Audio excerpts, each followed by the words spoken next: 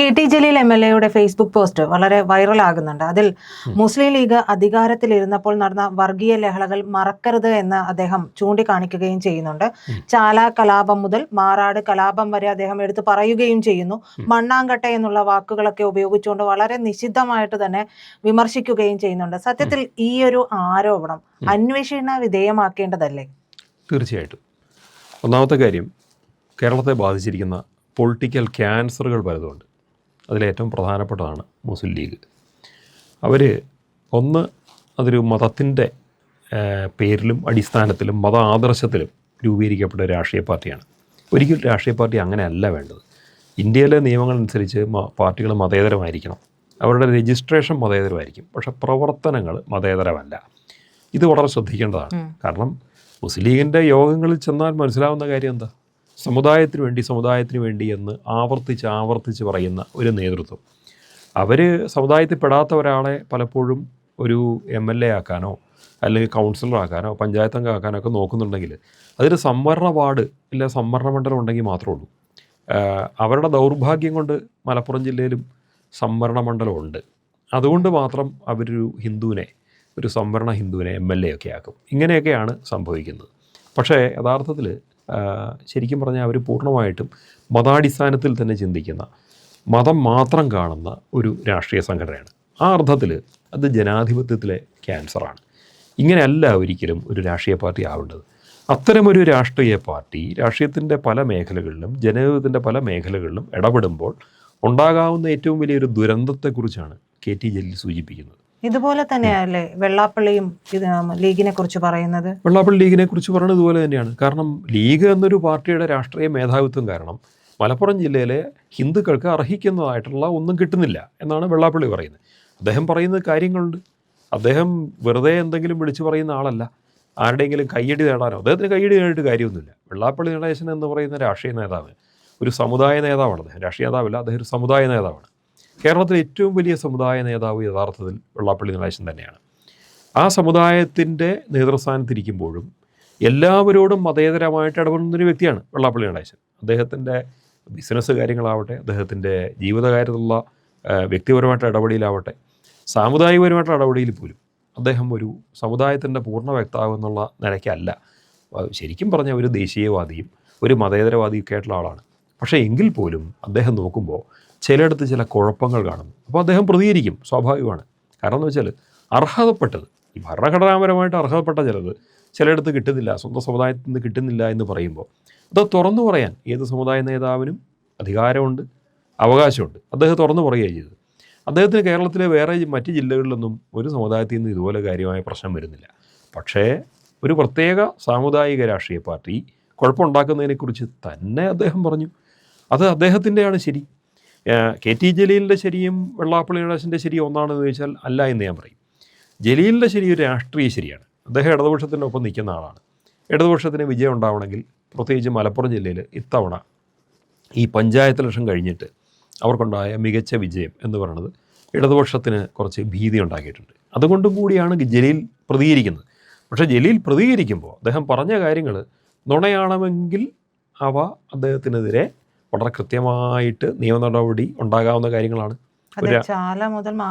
തീർച്ചയായിട്ടും. അതെ, ഇത് പണ്ട് BJP മാത്രമേ പറയാറുണ്ടായിരുന്നുള്ളൂ. ചാല കലാപത്തിലെ മുസ്ലിം ലീഗിൻ്റെ പങ്ക് എന്നുള്ളതൊക്കെ.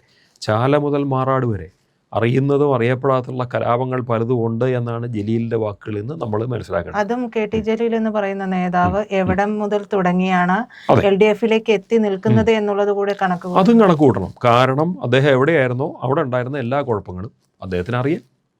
അവരെന്തായിരുന്നു അറിയാം. UDF-ന്റെ അകത്ത് നിൽക്കുമ്പോഴും ലീഗിനകത്ത് നിൽക്കുമ്പോഴും അവർ കാട്ടുകൂട്ടിയ എന്തൊക്കെ വൃത്തികേട് ഉണ്ടെന്ന് വ്യക്തമായിട്ട് അറിയാവുന്ന ആളാണ്. അതായത് സംഘടനാ രഹസ്യങ്ങൾ ഒരുപക്ഷെ അറിയുന്ന ആളാണ്.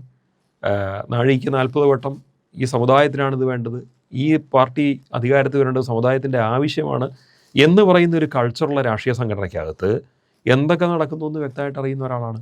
അതുകൊണ്ട് തന്നെയാണ് ഇതിൽ അന്വേഷണം വേണ്ടത്. ലീഗിൻ്റെ പങ്കിനെക്കുറിച്ച് പ്രത്യേകിച്ചും മാറാട് കലാപത്തെക്കുറിച്ച് പറഞ്ഞിട്ടുണ്ടെങ്കിൽ അടുത്ത കാലത്തുള്ള അതിൻ്റെ അലയൊലികൾ ഇന്നും തീർന്നിട്ടില്ല. ചാല കലാപത്തെക്കുറിച്ച് ഇപ്പോൾ അന്വേഷണം നടത്താൻ പറ്റുമല്ലോ എന്ന് എനിക്കറിയാൻ മേല. പക്ഷേ മാറാട് കലാപം അടുത്തിടയ്ക്ക് ഉണ്ടായതാണ്. അതിൽ പ്രതികളെല്ലാം വേണ്ടത് ശിക്ഷിക്കപ്പെട്ടെങ്കിൽ തന്നെ പ്രേരണ നൽകിയ രാഷ്ട്രീയ പാർട്ടി ആര്, എന്ത്, ഇത്തരം ചോദ്യങ്ങൾ ഉണ്ടാവുകയാണ് ജലീലിൻ്റെ ഈ വെളിപ്പെടുത്തലിൽ നിന്ന്. അപ്പോൾ അവരെക്കുറിച്ച് അന്വേഷണം വേണ്ടേ? വേണം, തീർച്ചയായിട്ടും വേണം. അത് തന്നെയാണ്. ശരിക്ക് ജലീൽ അറിഞ്ഞോ അറിയാതെയോ, രാഷ്ട്രീയമായിട്ടുള്ള സ്വാർത്ഥതയ്ക്ക് വേണ്ടിയായിട്ടോ അല്ലാതെയോ അദ്ദേഹം തുറന്നു വിട്ടിരിക്കുന്നത് ഒരു വലിയ വിവാദത്തിൻ്റെ ഭൂതത്തെ തന്നെയാണ്.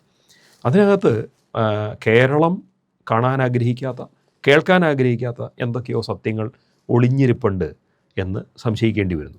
അവിടെ എന്തൊക്കെയോ കുഴപ്പങ്ങളുണ്ട്. കേരളം എന്ന് വെച്ചാൽ മതേതരത്തിന് ഏറ്റവും കൂടുതൽ പേര് കേട്ട ഒരു നാടാണ്. ഇവിടെ എത്രയോ മതേതരമായിട്ടാണ് ഇവിടുത്തെ രാജഭരണകാലം തന്നെ പോയിക്കൊണ്ടിരുന്നത്. ശരിക്കും പറഞ്ഞാൽ ഭാരതത്തിന് വെളിയിൽ നിന്നുള്ള പല മതങ്ങളും അവ ആദ്യകാലത്തെ അവയുടെ വേരുറപ്പിച്ച സ്ഥലങ്ങളിലൊന്നാണ് കേരളം. ഇപ്പം ഇസ്ലാമിൻ്റെ ആവിർഭാവകാലത്ത് ആദ്യമായിട്ട് അവരെത്തിയത് ഗുജറാത്തിലാണെങ്കിൽ രണ്ടാമത്തേത് കേരളത്തിലാണ്. ക്രിസ്ത്യാനിറ്റി ആണെങ്കിലും ഒരു AD 3-ാം നൂറ്റാണ്ടിനും അതിന് ശേഷമായിട്ട് അവരെത്തിയിട്ടുണ്ട്. AD 1-ാം നൂറ്റാണ്ട്, AD 52 എന്നൊക്കെ പറഞ്ഞിട്ടുള്ള ചില വാദഗതികളുണ്ടെങ്കിലും അതൊന്നും വിശ്വാസയോഗ്യമല്ല. അതൊക്കെ MGS നാരായണനെ പോലുള്ള വലിയ ചരിത്രകാരന്മാർ തള്ളിക്കളഞ്ഞു. എങ്കിലും AD 3-ാം നൂറ്റാണ്ട് തൊട്ട് തന്നെ ക്രിസ്ത്യാനിറ്റി ഈ നാട്ടിൽ ഒരുപക്ഷെ ഉണ്ടായിരുന്നിരിക്കണം. അവരുടെ കച്ചവടക്കാരുണ്ടായിരുന്നിരിക്കണം.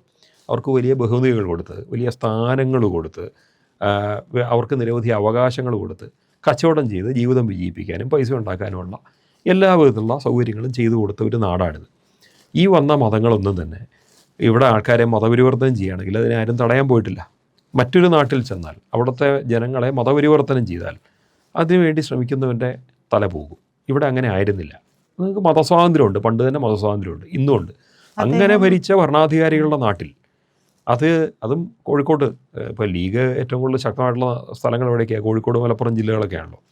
അവിടെ എങ്ങനെയാണ് ഇസ്ലാം സപ്പോർട്ട് ചെയ്യപ്പെട്ടിരുന്നത്? സാമൂതിരി പോലുള്ള രാജാക്കന്മാരാൽ വളരെയധികം ബഹുമാന്യതകളും ബഹുമതികളും അവകാശങ്ങളും അധികാരങ്ങളും ഒക്കെ അവർക്ക് കൊടുത്ത് എത്രയോ മുസ്ലിം ജന്മിമാരൊരു കാലത്തുണ്ടായിരുന്നറിയോ? ഈവൻ മുസ്ലിം ലീഗ് തന്നെ അത് സ്ഥാപിക്കപ്പെട്ടപ്പോൾ പലരും തന്നെ അതിനകത്ത് മുസ്ലിം ജന്മിമാരുണ്ട്. അവർക്ക് ജന്മിത്വം പോലും ഉണ്ടായിരുന്ന കാലഘട്ടമുണ്ട്.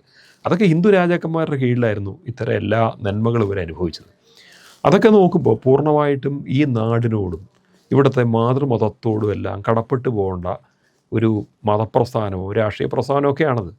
പക്ഷേ അവർ അങ്ങനെ അല്ല ചിന്തിക്കുന്നതെന്ന് പറയുമ്പോൾ അവിടെ പ്രശ്നങ്ങളുണ്ട്. ജലീൽ അതിനെപ്പറ്റിയൊക്കെയാണ് പറയുന്നത്. ഈ പറഞ്ഞ കലാപങ്ങളിൽ ഇരകൾ ഇവിടുത്തെ ഹിന്ദുക്കളായിരുന്നു.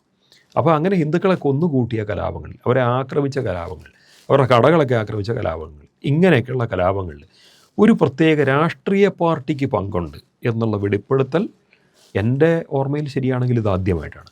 പലരും ഒളിഞ്ഞും തെളിഞ്ഞും മാറി എന്ന് പറയുമായിരിക്കും ലീഗിൻ്റെ ഇന്ന ആൾക്കാർക്ക് പങ്കുണ്ടെന്ന്. ലീഗ് മതേതരത്വം വിളമ്പുന്ന പാർട്ടിയാണല്ലോ, പക്ഷെ പൊതുവായിട്ട് പരസ്യമായി തന്നെ അറിയപ്പെടുകയും ചെയ്യുന്നുണ്ട്. ആ പറയുന്ന മതേതരത്വം എന്ന് പറയുന്ന മുഖംമൂടി അവർക്കില്ല. അവർ പച്ചയ്ക്ക് തന്നെ പറയുകയും ചെയ്യുന്നു, പലതരത്തിലുള്ള മുദ്രാവാക്യങ്ങൾ വിളിക്കുകയും ഒക്കെ ചെയ്തതാണ്. ഇതെല്ലാം തന്നെ ഈ LDF സർക്കാരിന്റെ കാലത്ത് കൂടിയാണ്. തീർച്ചയായിട്ടും. അപ്പോ ഈ LDF സർക്കാരിന്റെ കാലത്ത് അദ്ദേഹം ചോദിക്കുന്ന ഒരു കാര്യം, കഴിഞ്ഞ 10 വർഷത്തിനിടയിൽ ഒരു വർഗീയ കലാപം പോലും ഉണ്ടാകാതെ നോക്കിയതാണോ LDF ഭരണം മുസ്ലിങ്ങളോട് കാണിച്ച മഹാപരാധം എന്നുകൂടി ചോദിക്കുന്നുണ്ട്. ആ ചോദ്യത്തിൽ എന്തെങ്കിലും സത്യസന്ധതയുണ്ടോ? ആ ചോദ്യത്തിൻ്റെ അർത്ഥം എന്താണെന്ന് ചോദിച്ചാൽ, UDF ഭരിച്ചിരുന്ന കാലങ്ങളിൽ ഇവിടെ വർഗീയ കലാപങ്ങൾ പലപ്പോഴും ഉണ്ടായിട്ടുണ്ട് എന്നുള്ള മീനിങ് കൃത്യമായിട്ടുണ്ട്. പിന്നെ LDF ഭരിച്ച കാലത്ത് ഈ LDFൻ്റെ ഒരു കാര്യം നോക്കുകയാണെങ്കിൽ മലബാറിലെ ഒരു ഹിന്ദുക്കളുടെ പാർട്ടി പോലെ പലപ്പോഴും നിൽക്കുന്നത് CPM ആണ്. അവിടെ വർഗീയ സംഘർഷങ്ങൾ, ഇടതുപക്ഷവും മുസ്ലിം ലീഗിനും ഇടയ്ക്കുള്ള പല സംഘർഷങ്ങളും ഒരർത്ഥത്തിൽ വർഗീയ സംഘർഷങ്ങൾ തന്നെയാണ്. പക്ഷേ ഇതിനെ നമ്മൾ CPM മുസ്ലിം ലീഗ് സംഘർഷം എന്നായിരിക്കും പലപ്പോഴും കാണുക. കാരണം എന്താണെന്ന് വെച്ചാൽ CPMനെ ഒരു ഹിന്ദു പാർട്ടിയായിട്ടോ ഒരു സമുദായത്തിൻ്റെ പാർട്ടിയായിട്ടോ പൊതുവിൽ ആരും കാണുന്നില്ല. ഇതാണ് അതിൻ്റെ ഒരു കാരണം. അതേസമയം ലീഗിനെ വർഗീയ പാർട്ടിയായിട്ട് കാണുന്നുണ്ട്. എങ്കിൽ പോലും ഇവർക്കിടയിലുള്ള സംഘർഷങ്ങൾ പലപ്പോഴും തന്നെ രാഷ്ട്രീയ സംഘർഷമായിട്ട് പറയാറുണ്ടെങ്കിലും സംഘർഷം ഉണ്ടായ അതിൻ്റെ ഒരു മുഖം എന്ന് പറയുന്നത് വർഗീയ മുഖം തന്നെയാണ്. അതവിടെ ഉണ്ട്, ഇല്ല എന്നല്ല. പല പല കാലങ്ങളിലും ഉണ്ടായിട്ടുണ്ട്. EK നായനാരുടെ കാലത്തൊക്കെ ഉണ്ടായതൊക്കെ പിന്നീട് വളരെയധികം പരസ്യപ്പെട്ടിട്ടുണ്ട്. അതുകൊണ്ട് അത്തരം സംഘർഷങ്ങൾ വന്നിട്ടുണ്ടെങ്കിൽ അവിടെ കുറച്ച് മതമുണ്ട് എന്ന് തന്നെയാണ് പറയേണ്ടത്. അതുകൊണ്ട് ജലീൽ ആ പറയുന്ന കാര്യത്തോട് എനിക്ക് വലിയ യോജിപ്പൊന്നുമില്ല. പക്ഷേ ഇതിൻ്റെ ഒരു വളരെ മോശമായ മറുവശം അതല്ല. ഇദ്ദേഹം പറഞ്ഞിരിക്കുന്നതിൽ ലീഗ് എന്ന രാഷ്ട്രീയ പാർട്ടിക്ക് ഇവിടുത്തെ വർഗീയ സംഘർഷങ്ങളിൽ നേരിട്ട് പങ്കുണ്ട് എന്നാണ് ജലീൽ പറയുന്നതെങ്കിൽ അത് പോലീസ് കേസെടുത്ത് അന്വേഷിക്കണം. അതിന് എന്തുവരെ അന്വേഷണമാണോ വേണ്ടത് അത് വേണം. ഇനി CBI ആണോ അന്വേഷിക്കേണ്ടത് അത് വേണം. ഇവിടുത്തെ ജനങ്ങൾക്ക്, സാധാരണക്കാർക്കുണ്ടായ ജീവൻ്റെ നഷ്ടവും മുതലിൻ്റെ നഷ്ടവും അതിന് കൃത്യമായിട്ടുള്ള നീതി ലഭിച്ചേ പറ്റുള്ളൂ. അത്തരത്തിലൊരു നീക്കത്തിന് പിണറായി സർക്കാർ മുതിരുക എന്നതാണ് ശരി. പക്ഷെ മുതിരുമോ എന്ന് നമുക്കറിയാൻ മേല. ഇനി ലീഗ് എങ്ങാനും ഇപ്പുറത്തേക്ക് ചാടിപ്പാങ്ങാലോ എന്നുള്ള ഒരു താല്പര്യത്തിൽ അദ്ദേഹം ലീഗിനെ സുഖിപ്പിച്ചു നിർത്തുമോ, ഇല്ല എന്താണ് ഇവരുടെ ഉദ്ദേശം, ഇവർ രാഷ്ട്രീയ സമ്മർദ്ദം മാത്രമാണോ ഈ പ്രസ്താവനയുടെ എന്ന് നമുക്കറിയില്ല. പക്ഷേ കേരളീയ മനസാക്ഷിക്ക് മുന്നിൽ ഒരു ചോദ്യം ഉയർന്നിരിക്കുന്നു. അവിടെ കൃത്യമായിട്ട് നിയമപരമായിട്ടും രാഷ്ട്രീയപരമായിട്ടും ഇതിനുള്ള നീതി ഇന്നാട്ടിലെ സാധാരണക്കാർ ചോദിച്ചേ പറ്റൂ. അതില്ലാതെ ശരിയാകില്ല, അല്ലെങ്കിൽ അത് നീതി നിഷേധമാകും.